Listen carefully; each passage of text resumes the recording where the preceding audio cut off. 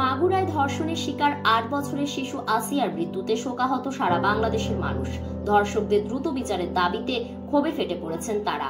আসিয়ার মৃত্যুতে গভীর শোক জানিয়েছেন হেফাজতে ইসলাম বাংলাদেশের আমির আল্লামা মহিবুল্লাহ বাবুনগরী ও মহাসচিব মাওলানা সাজিদুর রহমান।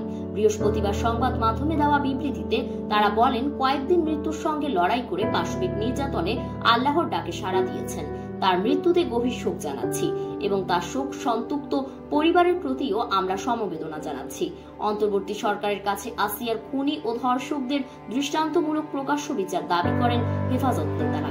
তারা বলেন, আমরা প্রচলিত নারী ও শিশু নির্যাতন প্রতিরোধ আইন সংশোধন করে বিচার প্রক্রিয়া দ্রুত সম্পন্ন করার দাবি জানাচ্ছি, যাতে এমন পাশবিক অপরাধ করার সাহস আর কেউ না করে। ইসলাম এজন্যই এসব অপরাধের শাস্তি প্রকাশ্যে দেওয়ার বিধান রেখেছে। তারা আরো বলেন, ৮ বছরের শিশু কন্যা আসিয়ার নৃশংস ধর্ষণের শিকার হওয়ায় জাহিলি যুগের বর্বরতাকেও হার মানিয়েছে।